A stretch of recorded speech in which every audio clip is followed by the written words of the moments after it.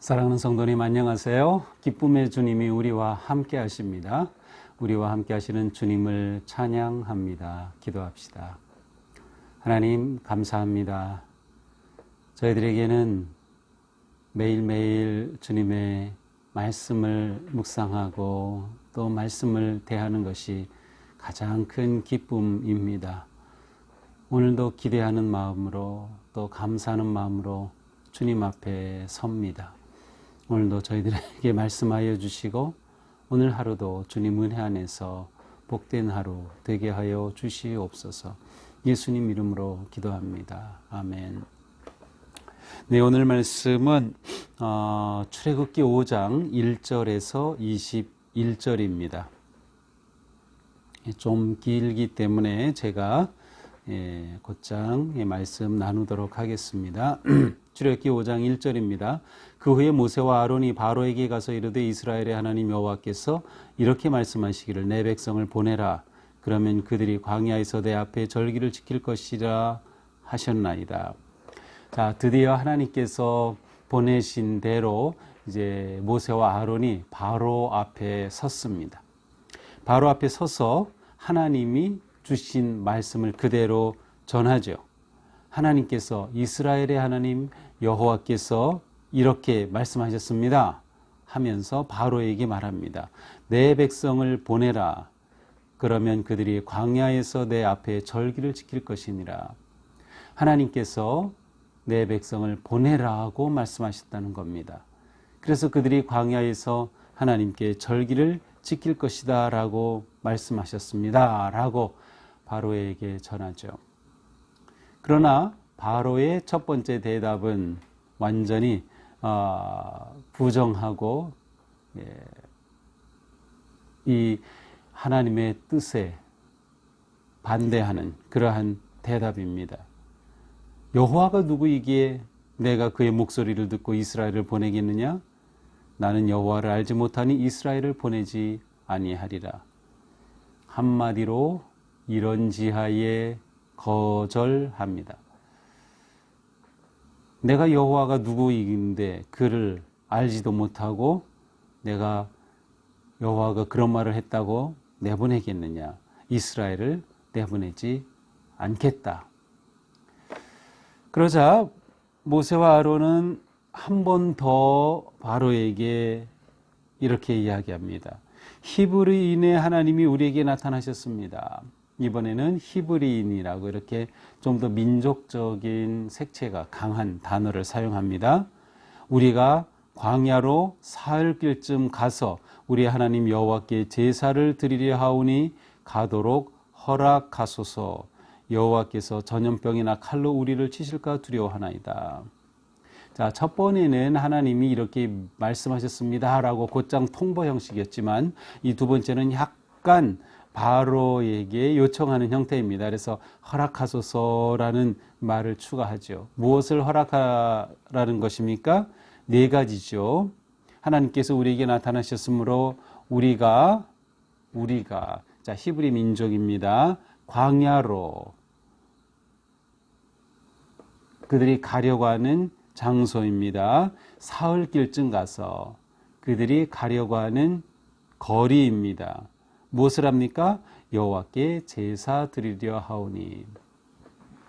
자, 처음에는 우리가 여호와께 절기를 지키겠습니다 라고 했어요. 근데 우리가 이 절기라는 단어를 딱 보는 순간 금방 우리는 떠올릴 수 있어요. 뭐 6월절, 77절, 장막절 같은 이스라엘의 절기를 떠올릴 수 있습니다. 하지만 이때는 아직 이스라엘 백성들에게 십계명도 없을 때고 율법이 없을 때고 절기도 없을 때예요. 따라서 여기서 말하는 절기라고 하는 것은 우리가 생각하는 그러한 절기가 아니라 이스라엘의 종교적인 집회 내지는 종교적인 축제로 보아야 할 것입니다. 그리고 두 번째 말할 때는 이것을 좀 더 구체적으로 여호와께 제사 드리려 하오니 하나님을 예배하는 어떤 집회와 축제인 것을 알 수 있어요. 자, 우리가 광야로 사흘길쯤 가서 하나님을 예배하려고 합니다. 그러니 우리를 내보내 주십시오 라고 요청을 하죠. 자, 여기에는 히브리 민족이라고 하는 민족성이 담겨져 있고요. 광야라고 하는 것은 이 전체적인 흐름으로 볼 때 바로의 통치력이 미치지 않는 곳 아니면 바로의 영향력이 약한 곳이라고 할 수 있어요. 반면에 하나님께서 주도하시고 통치하시는 하나님이 일하시는 그러한 영역이라고도 할 수 있어요. 우리가 그러니까 바로의 영역을 벗어나겠다는 거죠.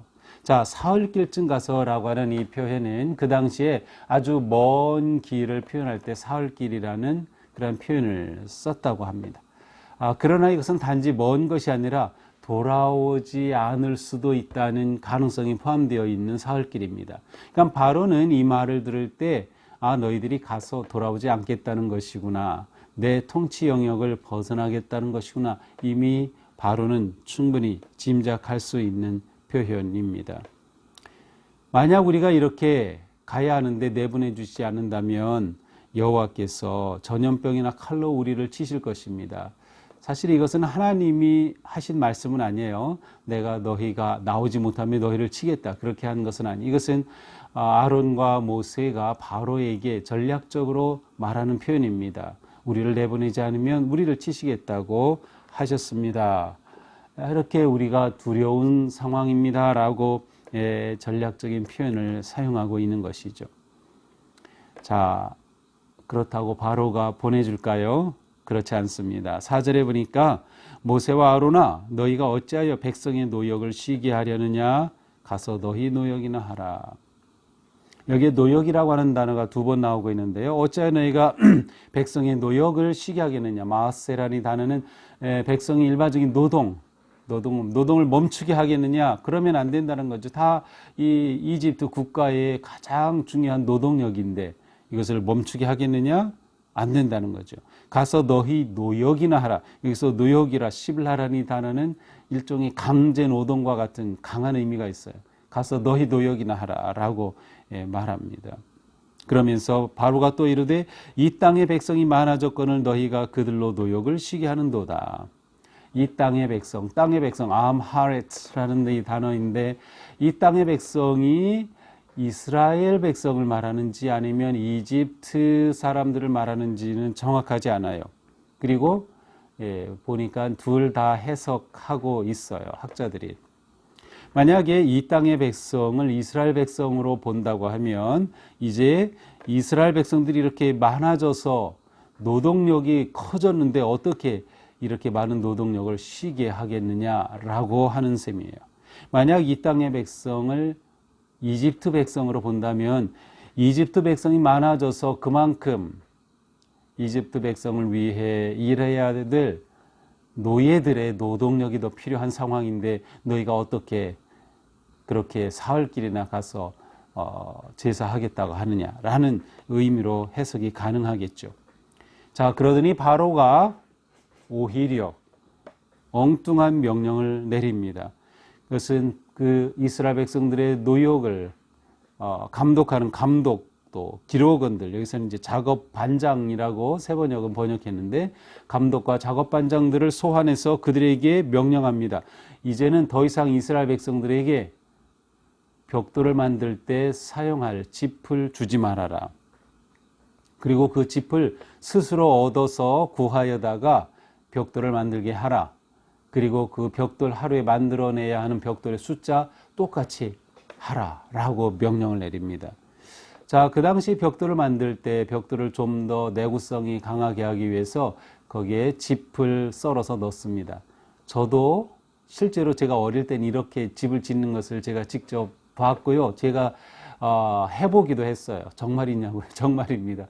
이게 그 네모 상자로 된 그 벽돌 만드는 틀이 있어요. 그럼 그 벽돌에다가 이제 진흙을 콱 해서 쫙 밀어낸 다음에 이렇게 흔들어서 딱 놓습니다. 그러니까 이렇게 놓으면 이제 그 벽돌이 굳어지죠. 흙벽돌이죠. 그런데 그 흙벽돌을 만들 때 이제 많은 작두가 있어요. 그러면 그 작두에다가 짚을 넣으면은 쏙뚝쏙뚝 썰어가지고 그 짚을 같이 이 진흙과 이겨가지고 벽돌을 만듭니다.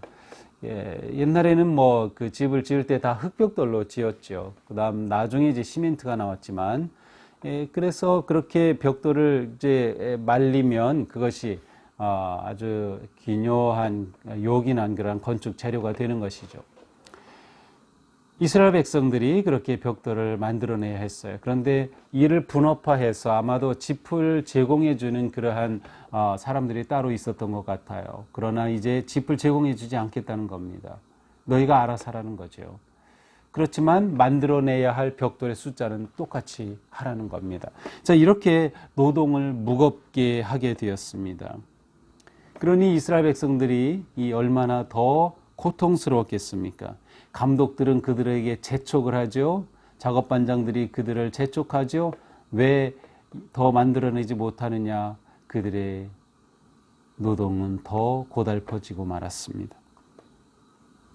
자, 이렇게 되자 이 이스라엘 사람들의 대표들이 바로에게 호소합니다. 15절에 가서 보니까 바로에게 호소하여 왕은 어찌하여 종들에게 이렇게 하십니까? 벽돌을 짚을 주지 않고 만들라 하여서 이렇게 매를 맞고 있습니다. 이는 우리의 죄입니다.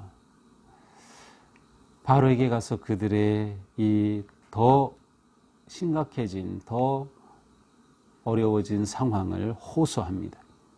그러자 바로가 이렇게 말합니다. 너희가 게으르다, 게으르다. 반복하는 것은 강조하는 것. 너희가 게을러서 그래. 그러므로 너희가 이르기를 우리가 하나님께 가서 제사를 드리자 하는 게 아니냐? 너희가 게을러 터져가지고 너희 하나님께 가서 제사 드리겠다고 한 게 아니냐? 자, 지금 이스라엘 백성들은 전혀 모르고 있었습니다. 상황이 왜 이렇게 됐는지. 그런데 아론과 모세가 바로에게 가서 우리 민족 내보내 달라, 사흘길 가서 제사하겠다 하니까 바로가 화가 나서 이렇게 한 거죠. 이 사실을 알게 된 겁니다. 자, 여기에는 바울의 꼼수가 담겨 있는 것이죠.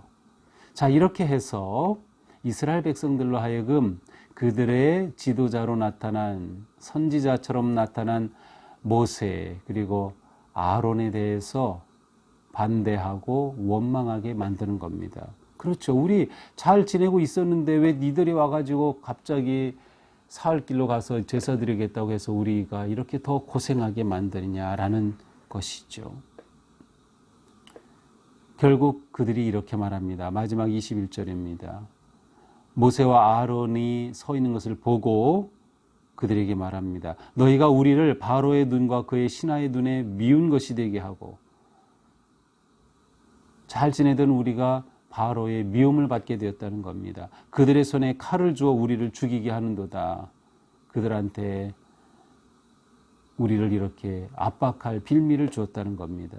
여호와는 너희를 살피시고 판단하기를 원하노라. 우리가 잘못한 게 뭐냐? 하나님께서 너희를 판단하기를 원한다 라고 하면서 아론과 모세에게 이렇게 대꾸합니다. 자, 이것이 오늘의 말씀이죠. 자, 하나님께서 모세와 아론을 보냈죠. 그런데 그 첫 번 바로의 만남은 실패였습니다. 하지만 이것은 이미 예고된 것이어서 하나님께서는 내보내지 않을 거다 분명히 예고해 주심으로 이렇게 될 상황에 대비하도록 해 주셨어요. 하지만 이것이 결코 쉬운 일은 아니었을 겁니다.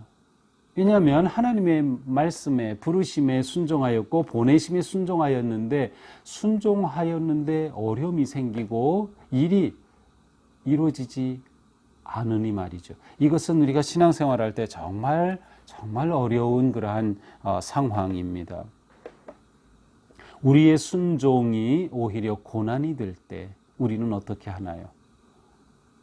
순종이 고난이 될 때 그때는 우리에게 오히려 큰 도전이 됩니다. 그러나 우리는 그때에 분명히 기억하고 또 알아야 할 것이 있어요. 그것은 순종이 고난을 가져오지만 그러나 그렇다고 하여서 순종이 잘못된 것이 아니라는 것입니다. 더 나아가서 고난이 끝이 아니라고 하는 것이죠. 오히려 역경을 통하여 하나님의 선한 뜻은 이루어진다. 놀라우신 하나님의 은혜와 선물은 역경을 통하여 얻는 경우가 많다는 것입니다. 우리가 믿음으로 살아가고 또 바르게 살아가려고 하고 거룩하게 살아가려 할 때 오히려 더 어려워진 예기치 않은 어려움을 만날 때가 있습니다. 하지만 그때 우리가 알아야 할 것은 오히려 이것이 나에게 더 큰 하나님의 은혜와 선물을 주시려는 길이다 라고 우리가 믿고 생각한다면 우리는 넉넉히 이런 상황에서 승리의 길로 나아갈 수 있을 것입니다. 또한 우리는 이러한 모습을 보면서 그리스도인의 삶은 결국 영적 전쟁이다 하는 것을 알 수 있어요. 왜냐하면 우리는 하나님의 말씀에 순종하고 하나님의 가치로 살아가야 하지만 우리가 살아가는 이 세상 한복판은 바로의 가치가 지배하는 곳이기 때문입니다. 따라서 우리는 바로의 가치가 지배하는 곳에서 하나님의 거룩하신 진리에 따라 살아가려고 할 때 당연히 어려움이 있습니다. 고난이 있는 것이죠. 따라서 우리는 영적 전쟁을 치를 수밖에 없습니다. 갈등할 수밖에 없고 힘든 상황에 처할 수밖에 없어요. 하지만 우리는 이러한 때에 우리의 믿음의 선택을 후회하는 것이 아니라 우리의 믿음의 선택을 오히려 기뻐하며 이러한 때에 함께 하시는 하나님을 더욱 신뢰하는 것입니다. 왜냐하면 이 전쟁의 승리는 하나님께 달려있기 때문이죠. 하나님을 의지하고 신뢰할 때 승리는 우리의 것이 될 것이기 때문입니다. 또한 부정의 생각은 너무도 쉽게 전염된다는 것을 알 수 있습니다. 이스라엘 백성들은 모세와 아론이 왜 이렇게 했는지 알아보려고 하기도 전에 불평하고 원망하고 말았습니다. 부정적인 것이 더 쉽게 우리의 마음을 자극하고 영향을 미칩니다. 그렇습니다. 선하고 착하고 좋은 일보다는 불의하고 악하고 부정적인 것이 더 우리에게 영향을 쉽게 미칩니다. 종종 그러한 경험을 할 때가 있어요. 9가지가 다 좋은데 한 가지 나쁜 것 때문에 기쁨을 잃어버리고 한 가지 나쁜 것 때문에 감사를 잃을 때가 있어요. 이것이 우리가 가지고 있는 죄의 성향입니다. 하지만 우리는 9가지가 나쁘고 한 가지만 좋다 할 때라도 그 한 가지를 보면서 긍정의 생각과 희망의 기대와 밝은 승리의 마음을 놓치지 말자. 이것이 우리가 믿음으로 살아갈 아주 소중한 태도입니다. 자, 모세와 아론은 어떻게 이 상황을 이겨나갈까요? 계속되는 이야기를 기대하면서 오늘 하루도 하나님의 뜻에 순종해 어려운 일을 당해도 그것은 결코 우리가 포기할 일이 아니다. 어려움 뒤에는 하나님의 손길과 하나님의 뜻이 숨어 있다 하는 믿음으로 오늘 하루 모든 상황에서 승리와 기쁨과 감사로 나아가기를 주님의 이름으로 축복합니다. 기도합시다. 하나님 감사합니다. 오늘도 말씀을 통해서 저희들의 삶이 어떠한 태도와 마음으로 살아야 할지를 생각해 보았습니다. 주님, 저희들은 언제나 어떤 상황에서도 하나님의 선하심을 신뢰하고 어떠한 역경 속에서도 하나님께서 역경을 통하여 놀라운 일을 이루시고 놀라운 선물을 주실 것을 기대하며 믿음으로 당당히 나아갈 수 있도록 잡아주시옵소서. 예수님 이름으로 기도합니다. 아멘. 네, 오늘도 믿음으로 승리하는 복된 하루가 되기를 축복합니다. 사랑합니다.